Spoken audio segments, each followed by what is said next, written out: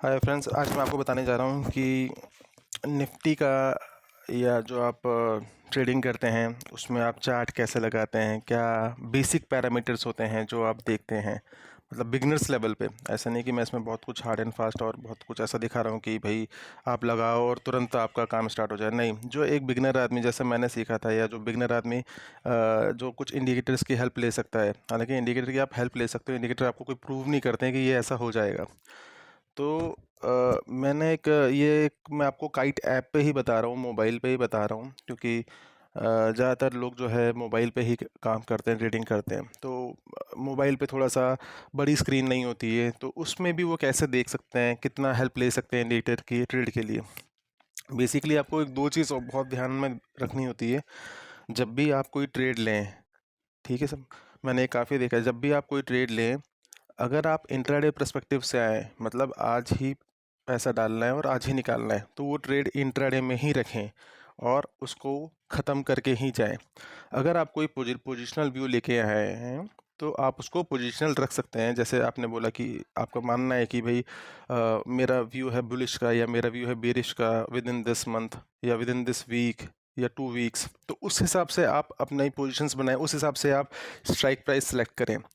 अब मान लीजिए मैं कोई आदमी 10-15 मिनट 20 मिनट देना चाहता है, और उसे वो सेटअप देखना है कि वो 10-15-20 मिनट में जैसे ही कोई हाइक आए, चाहे वो बुलिश हो चाहे बेरिश हो, वो अपना पैसा बना के निकल जाए ऑप्शन बाइंग में।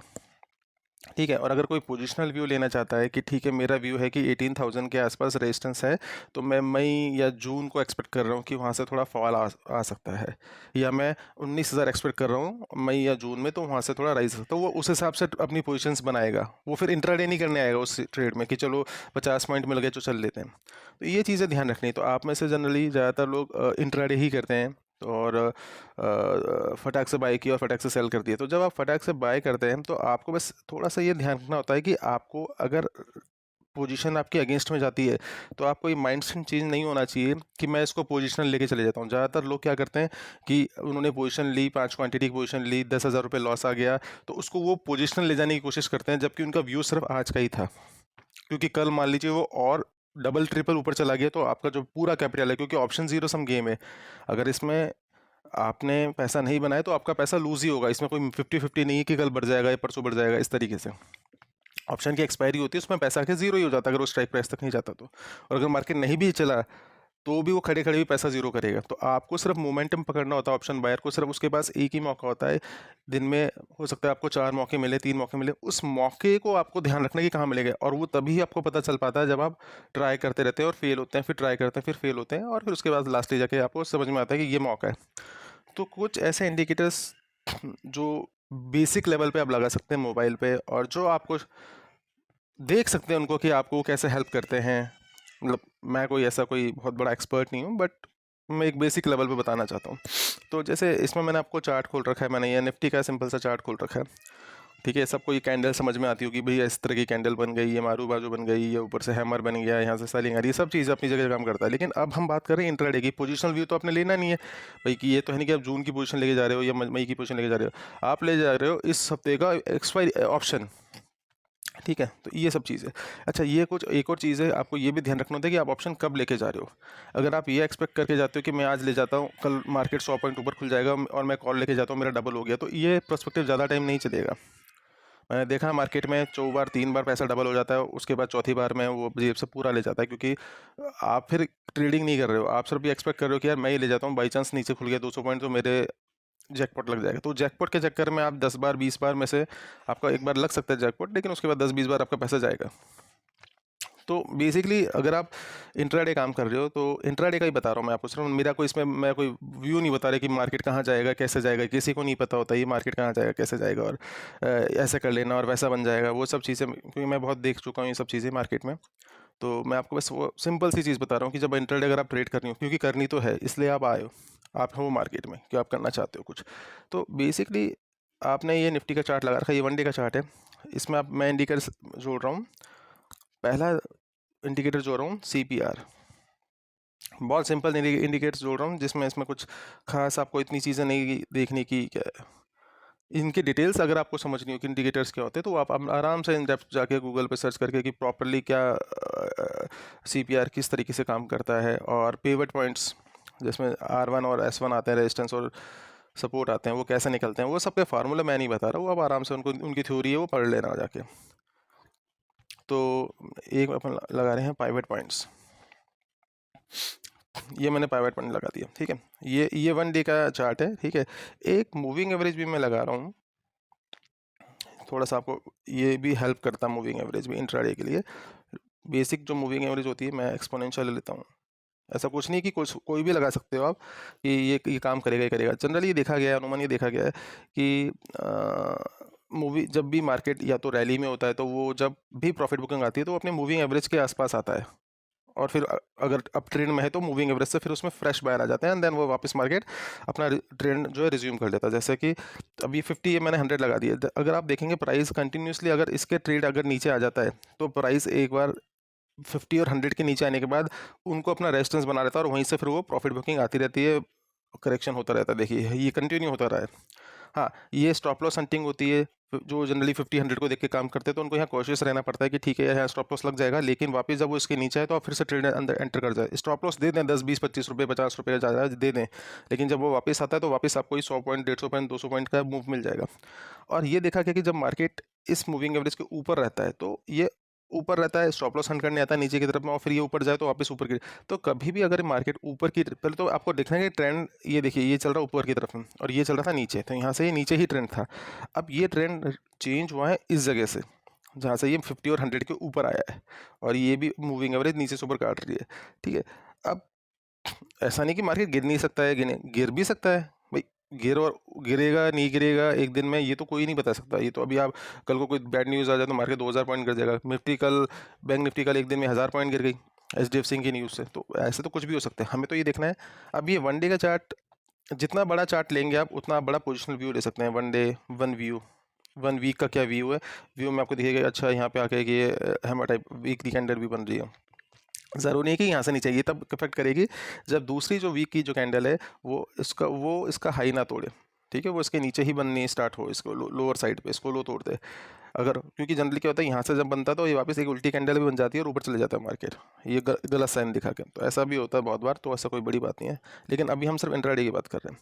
तो इंट्राडे में देखिए थोड़ा सा, अगर आप 1 आवर का चार्ट देखें तो ये भी काम आता है कि 1 आवर में भी जब मार्केट ऊपर जा रहा होता है तो वही वो सांस लेने, या बोलिए कि थोड़े से बायर्स जो बाहर निकलने की कोशिश करते हैं वो यहाँ तक निकलते हैं, और देन यहाँ से फिर फ्रेश बायर जुड़ जाते हैं। देखिए अब ये बायर यहाँ से बाहर निकल रहे हैं, हो सकता है 50 और ये 100 के आसपास तक अगर आए तो ये 17,800 जो है वो यहाँ से फ्रेश बायर फिर जुड़ जाए जर्नी में, और अगर ट्रेंड रिवर्स होना तो उधर से भी हो सकता है।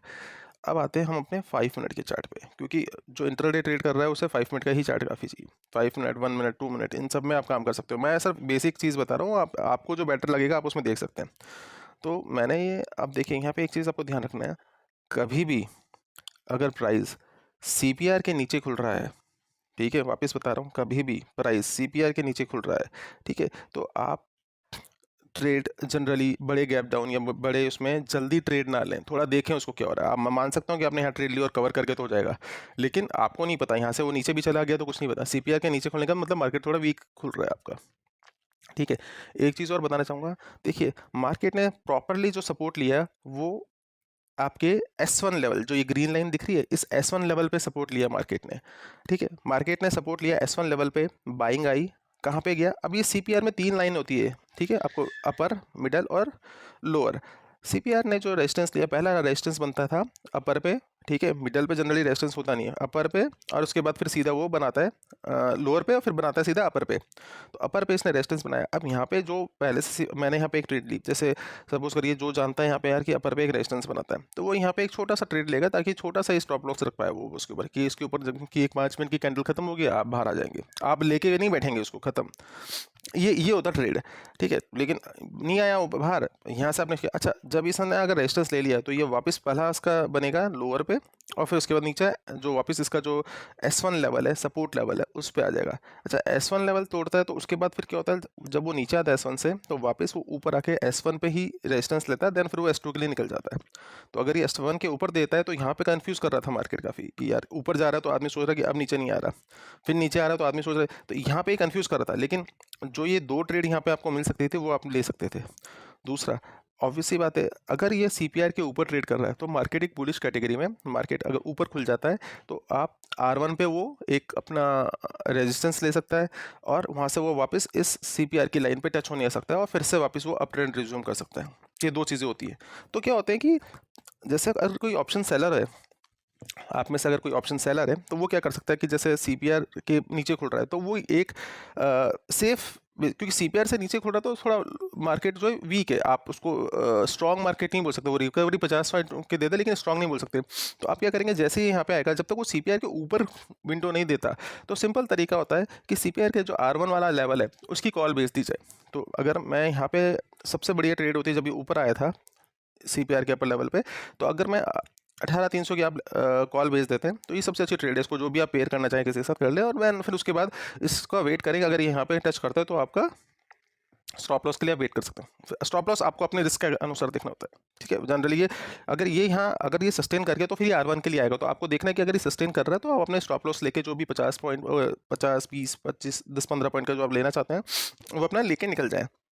अच्छा, अब जब ये अच्छा अगर इसने नहीं पहुंचा और ये यहाँ से मिल रहा है तो फिर आपको रुकना पड़ेगा, फिर आप प्रॉफिट लेने के लिए रुकें और ये पॉइंट पे जब मार्केट आता है तो जो भी ऑप्शन की प्राइस चल रही हो वहाँ पे ये निकल जाए। ज़रूरी नहीं इसके नीचे भी आ सकता है, लेकिन क्या होता है जब ये इसके नीचे आता है तो तुरंत, या तो बहुत ही गंदी न्यूज़ है तो सीधे सीधे सीधे नीचे आ जाएगा, लेकिन ऐसा होता नहीं है। जब ये नीचे आएगा तो ये वापस ऊपर आएगा, इसको वापस रेजिस्टेंस लेने एंड देन यहाँ से फिर वो नीचे करने, तो आप यहाँ से एक दूसरा ट्रेड भी ले सकते हैं या फिर इसको ट्रेल करके आप अपनी पुरानी ट्रेड, वो आपको उसी टाइम पर डिसीजन लेना होगा, इसमें कोई हार्ड एंड फास्ट रूल नहीं है। तो ये कुछ इंडिकेटर्स हैं जिसमें आप प्रैक्टिस कर सकते हैं। सीपीआर है और पिवट पॉइंट है, और मैंने ये मूविंग एवरेज लगा रखी है।